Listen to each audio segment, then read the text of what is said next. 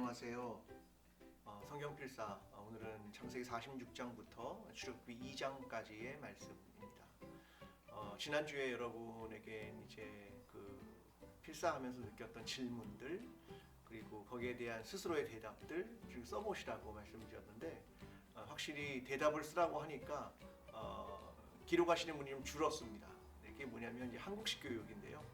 정답을 써야 될 것 같은 그런데 그러기는 쉽지 않습니다. 어느 누가 정답을 말할 수 있는 사람은 없거든요. 그러니까 내가 생각하는 이해 그리고 하나님의 마음은 이럴 것 같아요. 이런 정도의 이해면 충분합니다. 그러니까 중요한 건 이제 질문을 작성해 보는 거고 그리고 하나님의 마음으로 내가 하나님은 이랬을 것 같다는 생각을 나누어 보면 더 좋을 것 같습니다. 이번 주에도 내가 느꼈던 것들 그리고 질문들 또 거기에 대한 생각들 이런 것들을 자꾸 적어 보시고 그리고 그걸 함께 나누어 보면 되게 큰 도움이 될 것 같습니다. 이번 주에도 꼭 한 문장씩이라도 질문 또 생각 하나님 마음 이런 것들을 나누는 시간들이 되었으면 좋겠습니다. 자, 오늘은 이제 창세기 46장부터인데요. 창세기 46장은 50장까지의 내용을 이제 보면 이제 창세기와 출애굽기를 연결하는 그런 다리 역할을 하는 그런 부분이 46장부터 50장까지의 이야기입니다. 이제 그들이 어떻게 애굽으로 내려갔는가 이제 그것을 설명하고 있는 부분이기 때문에 그렇죠. 바로가 이제 수레를 보내서 결국 그것을 타고 이제 야곱의 가족들이 내려가게 됩니다. 모두 몇 명이라고 그러면 70명이라고 하지요. 그것은 이제 66명 플러스 또 야곱 그리고 애굽에 이미 있었던 요셉 그리고 두 아들 그렇게 합쳐서 70명에 대한 이야기를 합니다. 그들은 이제 이동을 하면서 야곱은 하나님 앞에 제사를 다시 드리게 되죠. 이것은 언약의 갱신이라는 겁니다. 하나님께서 큰 민족을 이루게 하실 거야 라고 하는 말씀을 주시면서 애굽으로 내려가는 것 이것이 어떤 부정적인 의미의 애굽이라기보다는 그곳에서 너희는 큰 민족을 이루게 되는 이야기로 이제 발전이 되게 되는 거죠. 그래서 70명이 내려갔지만 실제로는 한 약 200만 정도가 나오게 된 거니까 그 엄청난 변화가 그곳에서 생겼다라고 하는 겁니다. 예수님도 어린 시절에 또 애굽으로 피신간 그런 일들도 있는 걸 봐서 애굽으로 내려갔다는 의미가 가지고 있는 것은 단순히 부정적인 것으로만 보이는 되게 어렵다라고 하는 것을 보여주는 것이기도 합니다. 창세기 47장의 내용은 이제 요셉을 다시 만나는 장면인데요. 이제 고센 땅에 가서 이제 사랑했던 요셉을 다시 만나게 됩니다. 그가 이제 바로 앞에 서서 바로가 나이를 묻죠. 그랬더니 이렇게 야곱이 대답합니다. 내가 험악한 세월을 보냈습니다. 이렇게 자신의 삶이 그동안 어떻게 얼마나 어려웠는지 그런 것들을 설명합니다. 그러면서 기근이 점점 깊어지고 점점 어려워지면서 사람들은 땅을 이제 바로 앞에 가지고 나오는 이야기가 전개가 됩니다. 그러면서 사람들은 토지를 팔게 되고 여기에 보면 고대 사회의 양곡 관리 정책에 대한 이야기가 등장합니다. 그래서 이제 국가가 정부가 쉽게 말하면 이제 종자를 주면 그것을 추수할 때에 5분의 1을 되감는 그 5분의 1의 제도가 있었다라고 하는 것을 보여주는 내용이 이제 여기에 등장을 하게 됩니다. 그리고 이제 애굽은 이제 보다 많이 비축을 시작하게 되고 저장을 시작하게 되는 것으로 나아갑니다. 그러니까 애굽이 가지고 있는 특징은 결국은 비축과 저장이라는 시스템이라면 하나님이 보여주는 시스템은 뭐냐면 안식이라고 하는 시스템입니다. 그러니까 전혀 다른 두 개가 사실은 대비되는 것들이 시작되는 부분이라고도 할 수 있습니다.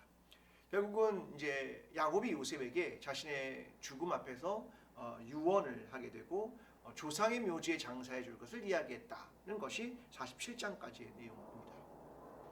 창세기 48장은 이제 야곱이 루스 곧 베델입니다. 거기에서 만난 하나님 그리고 하나님과의 언약을 다시 기억했다라고 하는 것을 보여주고요. 그 다음에 요셉의 두 아들을 축복하게 되는데 이제 므낫세와 에브라임에 대한 축복이 등장을 합니다. 이들 둘이 이후에 요셉 지파가 아니라 두 개의 지파 므낫세와 에브라임 지파라고 하는 것으로 이제 들어오게 되는 것을 보여주는 것이고요. 쉽게 말하면 그들이 야곱의 아들들처럼 입적 절차를 행하고 있는 것입니다. 그런데 오른손을 큰아들인 므낫세가 아니라 에브라임에게, 그리고 왼손을 므낫세인 큰아들에게 얹으면서 요셉이 손을 바꿔달라고 하지만 야곱이 손을 바꾸지 않습니다. 엇 바꾸어서 축복을 하게 되는 장면도 등장하고요. 자, 이 장면을 통해서 이후에 어떤 일이 벌어질 것을 예측할 수 있는. 그러나 이제 다른 건 이런 거죠. 단순히 에서와 야곱의 관계와 다른 것은 에서는 사실은 거의 축복을 받지 못한 상황이었고 야곱에게 집중됐다면 에브라임과 므낫세는 사실은 둘 다 축복을 받지만 어느 쪽이 조금 더 커다란 지파가 되고 강한 지파가 될 것인가, 그 정도 차이 정도로 다르게 취급되는 것을 이해할 필요가 있습니다. 자, 이렇게 되면서 야곱이 하나님을 이렇게 부릅니다. 내 조부 아브라함과 이삭이 섬기던 하나님, 나의 출생으로부터 지금까지 나를 기르신 하나님, 나를 모든 환난에서 건지신 여호와라고 부릅니다. 그러니까 그가 내 평생에 만났던 하나님은 누구신가, 그것을 고백하는 그런 내용이 등장하게 됩니다. 자, 이제 창세기 49장으로 넘어가면 야곱의 유언이 이루어지는데 4개 그룹으로 형성이 됩니다. 첫째는 레아의 6 아들에 대한 유언이 첫 번째 그룹, 두 번째는 빌하와 실바의 아들들에 대한 유언, 세 번째는 라헬의 아들들에 대한 유언, 그리고 네 번째는 자신의 장지에 대한 이야기. 이렇게 나누어지는 것이 49장입니다. 아마 이런 구분을 봐서는 그 당시엔 대단히 모계 중심의 사회가 아니었을까라고 추측해 볼 수 있습니다. 여기서부터 나오는 이제 그 자녀들에 대한 예언은 창세기에서 가장 긴 시입니다. 유언이며 축복이며 시의 형태를 가지고 있습니다. 단순히 축복이라고 하기는 어려운 것은 여기에는 저주에 대한 내용도 포함되기 때문이죠.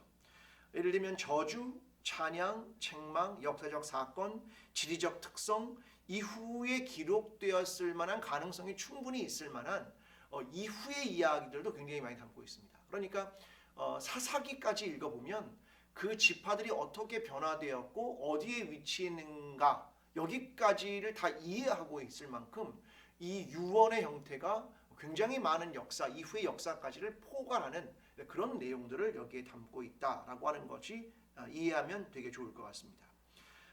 유다와 요셉의 내용은 굉장히 길고 또 긍정적인 내용이 많고요. 루벤, 시므온, 레위는 사실 저주에 가깝습니다. 그리고 레위에 대해서는 제사장에 대한 언급은 여기엔 등장하지 않고요. 스불론 같은 경우는 위치만을 언급하고 있는 그런 내용들이 이제 여기에 진행이 됩니다. 자, 이제 창세기 50장으로 가면 야곱의 유언대로 이제 장례를 치르게 되고요. 애굽의 장례식처럼 미이라를 만들게 됩니다. 기간이 70일이라는 장례 기간을 행하는데 이게 엄청났던 일은 당시에 바로 그러니까 이집트의 파라오의 장례가 약 72일입니다. 그러니까 야곱을 어느 정도의 위치로 생각했는가라고 하는 걸 보여주는 70일 동안의 장례가 이루어진다라고 하는 겁니다. 여러분, 모세와 아론의 장례는 30일이거든요. 보통 유대인들의 장례는 7일입니다. 그러니까 이 장례가 얼마나 대단했는가라는 걸 알 수 있고, 또 요셉은 이후에 7일간 애곡했다, 이런 것들이 기록되는 걸 이제 이해하면 훨씬 더 도움이 될 것 같습니다. 이제 아버지 야곱이 죽자 형들이 두려운 거죠. 요셉이 우리를 어떻게 할까? 이렇게 두려운 나머지 우리를 용서해달라고 이야기하고 우리는 당신의 종입니다, 이렇게 고백을 합니다. 요셉은 이렇게 말하죠. 내가 하나님을 대신하겠습니까? 이렇게 이야기하면서 그들과의 관계를 이제 이야기를 하게 됩니다. 결국 요셉도 죽게 되고 자신의 해골을 가나안 땅으로 가지고 가라, 이렇게 유언하면서 창세기가 마무리됩니다. 창세기는 이렇게 50장에 걸쳐서 이야기가 되는데 저는 창세기를 보면서는 이제 2가지를 꼭 생각해야 한다고 생각합니다. 첫 번째 뭐냐면 창조에 대한 겁니다. 그러니까 창조 신학이라고 하는 것을 생각해야 한다라고 하는 것이 창세기를 보면서 우리가 생각해야 하는 겁니다. 보통 신학은 이제 창조 신학과 구속사 신학이라는 커다란 2개의 줄기가 있겠죠. 하나님의 구원은 창조라고 하는 것, 만물을 지으신 것, 그 안에 하나님의 형상이 보이는 것, 또 우리의 일상의 삶, 이런 것들이 다 이 창조 신학 안에 있는 겁니다.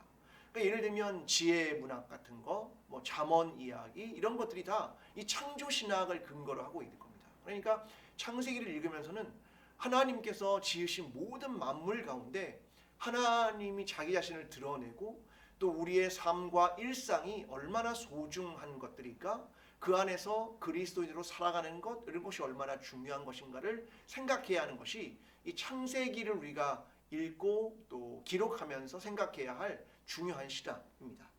또 하나가 있다면 그 구체적인 이야기가 4명의 인물을 통해 등장하죠. 아브라함과 이삭과 야곱과 요셉이라는 4명의 인물을 통해서 그 하나님이 그들의 일상의 삶 속에서 어떻게 이끌어 오셨는가, 그 속에서 그들을 어떻게 구원하셨고 어떻게 그들과 동행하셨고, 도무지 이해할 수 없는 사람들, 대단하지도 않은 사람들, 메소포타미아에 있었던 아브라함의 이야기, 그리고 특별한 일을 하지 않았던 이삭에게 주는 은혜, 그 다음에 뭐 야곱 같은 사람, 속이는 사람도 하나님이 이끄시는 일들, 뭐 이런 것들을 계속 보면서 사실 신비를 경험하게 되는 겁니다. 야, 하나님은 정말 이렇게 이런 사람들까지도 도우시고 함께 하시고 그들과 동행하는 삶을 통해 이끌어 가셨구나라는 것들을 발견하면서 우리가 계속 창세기를 읽으면서 수많은 질문이 나오는 건 대부분 그런 거죠. 하나님, 어떻게 이런 사람들까지도 하나님이 붙드시고 인도하셨습니까? 라고 하는 하나님의 신비를 발견하게 되고 또 우리의 인생의 신비를 발견하게 되는 것입니다. 이것이 창세기가 보여주는 창조신학이라는 것과 또 삶 속에 역사하셨던 하나님, 그런 것들을 우리가 창세기를 통해서 발견하게 되는 것입니다. 자, 이제 출애굽기를 시작하게 될 텐데요. 자, 출애굽기는 창세기가 창조 신학을 말한다고 한다면 출애굽기는 구속사 신학을 말하는 대단히 중요한 책이 바로 이 구속사를 말하는 출애굽기입니다. 그들을 노예로부터 해방했다. 하나님은 그들을 애굽으로부터 구원했다. 이렇게 나오는 것이 이제 출애굽기의 이야기입니다. 자, 여기 보면 요셉을 알지 못하는 왕의 등장이라고 하는 것이 시작됩니다. 자, 이 역사는 출애굽기는 이제 기원전 1447년쯤이라고 사람들은 생각합니다. 학자들의 이야기거든요. 그러니까 요셉의 죽음은 약 기원전 1806년으로 거슬러 올라갑니다. 당시에는 학자들은 그 왕조가 힉소스 왕조였을 거라고 생각하는데, 힉소스 왕조가 가지고 있는 특징은 뭐냐면 외부인이 애굽에 들어와서 왕조를 세우는 겁니다. 그러니까 당연히 정책이 외부인에 대해서 환대하는 정책을 펼칠 수 있는 거죠. 그러니까 지금 뭐 야곱이나 요셉이 환대를 받을 수 있는 건 힉소스 왕조였을 것이다 라고 이렇게 판단하고 있습니다.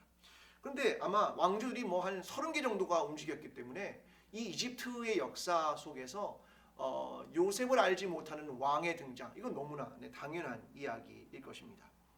자, 요셉을 알지 못하는 왕이 등장하면서 그들이 이제 이곳 애굽에서 살아가지만 결정적으로 중요한 건 시족 사회로 70명 정도가 이동했지만 이후에 그들이 장정만 60만, 약 200만 정도의 사람으로 엄청난 성장을 했다는 거죠. 그러니까 이 말은 뭐냐면 시족 사회로부터 민족 공동체로의 형성이라고 하는 엄청난 변화가 이 애굽에서 이루어졌다라는 거죠. 거기서 그들은 이제 제사 공동체, 예배 공동체 이렇게 변화되어가는 것을 보여주는 것입니다. 자, 이스라엘 민족의 아마 정체성이라고 한다면 이 출애굽기입니다. 그러니까 우리의 출애굽 사건이란 우리 민족의 정체성이라고 생각하는, 그리고 역사의 출발이라고 생각하는 건 사실 이 출애굽기로부터 시작을 하는 출애굽 사건입니다. 그들은 그곳에서 구원자이신 하나님을 고백하게 되는 거죠. 네, 그러면서 출애굽기 1장의 내용은 계속해서 이제 벌어지는 내용은 이렇게 번성한 민족을 억제하려고 하는 애굽, 그것을 계속 보여주면서 히브리 산파에 대한 이야기, 나일강의 아들을 던지라고 하는 이야기, 이런 것들이 등장합니다. 또 하나는 강제 노역을 계속했다. 그래서 비돔과 람셋이라고 하는 이 저장 창고로 만들고자 하는 이 성들을 건축하는데 강제 노역을 하게 됐다라고 하는 그들의 상황을 기본적으로 설명하는 것이 출애굽기 1장의 내용입니다. 출애굽기 2장은 이제 모세라고 하는 인물의 출생과 그 어린 시절에 대한 이야기를 담고 있죠. 그래서 엄마가 모세를 석 달 동안 숨겼지만 더 이상 숨길 수 없자 갈대 상자에다가 아기를 태워서 나일강에 떠내려 보내게 되고, 이것을 바로의 공주가 알게 되고 그리고 그를 애굽의 왕자로 키웠다. 근데 그렇게 왕자로 키웠지만 결국 그의 자의식은 뭐냐면 나는 히브리인이야 라고 하는 자의식을 잊지 않았다라고 하는 겁니다. 그래서 애굽의 감독을 쳐 죽이게 되죠. 그리고 미디안으로 도망을 가게 됩니다. 그는 그때부터 또다시 나그네로서의 삶, 그러니까 마치 아브라함과 그의 자녀들이 살았던 이 나그네로서의 삶을 또다시 시작하게 되죠. 그때 이스라엘 민족 전체는 하나님께 부르짖게 되고 하나님께 고통스럽다고 하는 비명을 지르게 되고 하나님은 그것을 들으시고 이스라엘을 돌보셨다. 그리고 그들을 기억하셨다. 이것이 출애굽기 2장까지의 이야기입니다. 여러분 제가 하나 또 이런 걸 한번 해보고 싶은데요.